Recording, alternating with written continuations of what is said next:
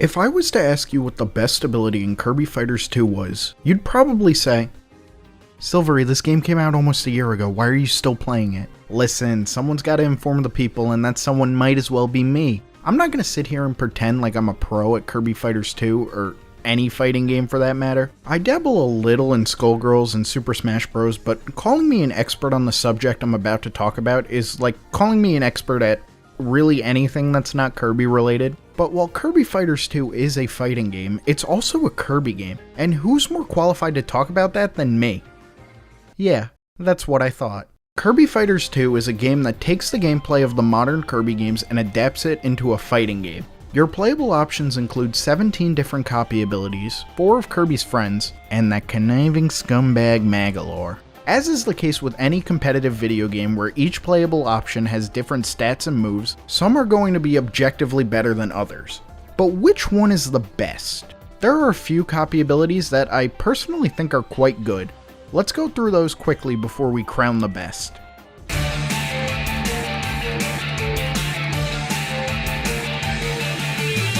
In a game called Kirby Fighters 2, it would be a crime if Fighter Kirby wasn't near the top. Abilities like Fighter and the newly introduced Wrestler naturally are better abilities simply because they have a lot of options. Jabs, projectiles, burst movement, anti-airs, moves that chain into each other, these two have it all. Then there's the longer range abilities, Staff, Bandana Waddle Dee, Yo-Yo. These abilities are great for keeping opponents at bay while still not being completely helpless in close quarters combat. And you can't have a fighting game without zoners, right? That's everyone's favorite archetype. Cutter is a really simple ability compared to a lot of the others included, but its ability to keep opponents away and cover large areas is truly unrivaled. Then there's Archer, which is decent in singles, but in doubles encourages the most disgusting campy gameplay I've ever seen. With all that said though, I'm sure you're all dying to know who I think is the #1 undisputed best. It's Magolor.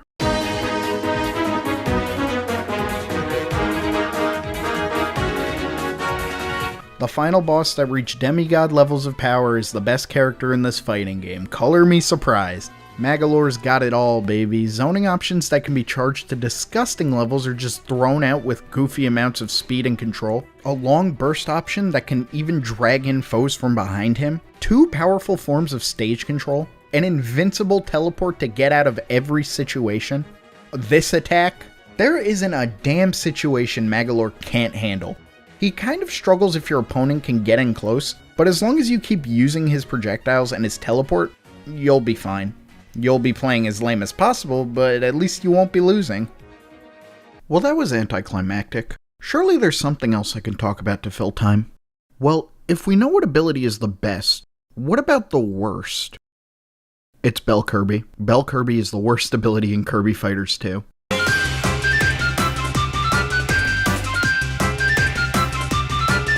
Why spend all this precious video length talking about why an ability is stupid busted when I can talk about why one is stupid garbage? That's way more fun for me, and hopefully more interesting for you. So, what makes Bell Kirby so unusable?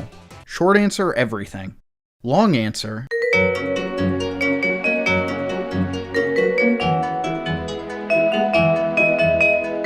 the most important thing for any character in any fighting game is options. It's why Little Mac is the butt of jokes in Smash Bros. If he's in any position other than ground level, he has no viable options.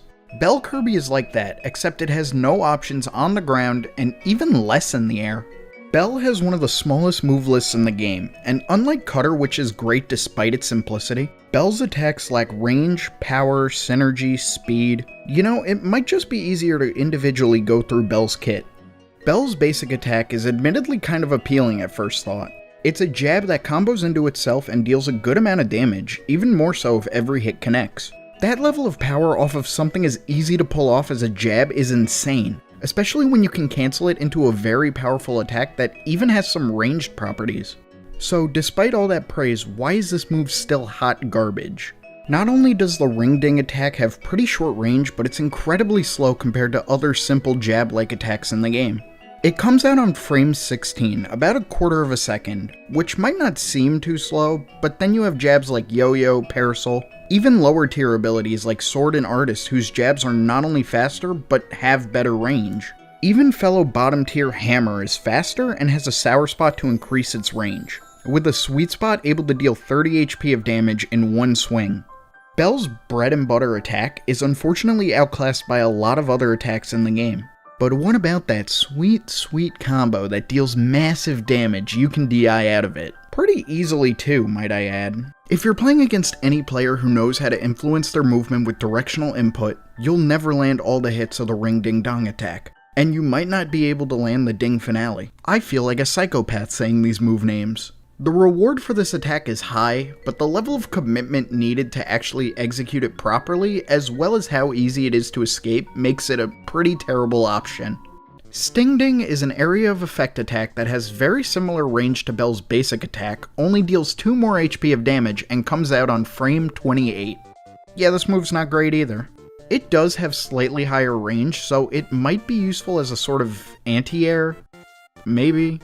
Twin Tinker is Bell's best attack, but it's not without its flaws. It might be fast, but it doesn't deal a lot of damage, and it doesn't travel as far as other burst movement options. And while it hits on both sides, the Bells have a really wonky trajectory when launched that makes it hard to land hits. If your foe doesn't act out of this, you might be able to follow it up with a Ring Ding attack, but that's only if you're close enough, and that's honestly a best case scenario for Bell. Tinker Melody is one of the worst moves I've ever seen in a fighting game. 49 HP sounds like a lot of damage, but off of over a second of startup that you're almost completely immobilized for, this attack is atrociously bad. Quick Finale is just the final hit of the Ding Finale, but you can fire it off at any point. It's like a combination of Sting Ding and Twin Tinker, so it's actually one of Bell's best options. You have to hold for a good while before you can even initiate this attack. Another attack that takes around a second to use, but at least this one has more utility than Tinker Melody. And that's it. That's every move in Bell's arsenal. You might be thinking, well Silvery, none of these moves chain into each other. And you're right. These attacks have no synergy with each other, very little combo potential, way too much startup, way too little range, and on top of all of that, you can't even air dodge. Oh, you thought we were done? On top of everything wrong with all of Bell's attacks, Bell has a unique blocking mechanic, the Bell Block. Pros, it negates all damage and shoots out a small blast that deals damage and knocks opponents back. Cons, the shockwaves are very weak and don't scale with the attack they deflect. The distance it pushes opponents back is just far enough that the only follow-up is Quick Finale. Long range abilities and projectiles can easily force Bell out of it or outright break it. And I think there's something I'm missing, just one little thing. Oh yeah, you can't dodge at all. No rolls, no spot dodges, no air dodges, 100% susceptibility to grabs, and even susceptibility to most command grabs. Using this attack in midair is like using Stone Kirby but without the hitbox. Using it on the ground makes you a sitting duck, and using Bell Kirby and Kirby Fighters 2 makes you the laughingstock of all your friends. With the other abilities in this game that are typically thought of as bottom tiers, I can at least see what they were going for.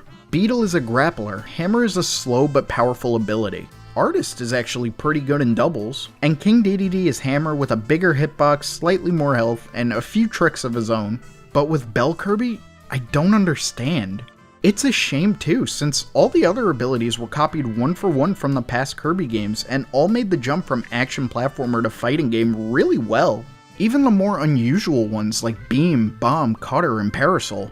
Bell, on the other hand, I think this ability needs a retooling, or at least new moves, or it should just stay in Kirby Triple Deluxe. It's the worst playable option in this game, and one of the worst playable options in any fighting game as decreed by me. A guy who doesn't play fighting games. Thanks for watching.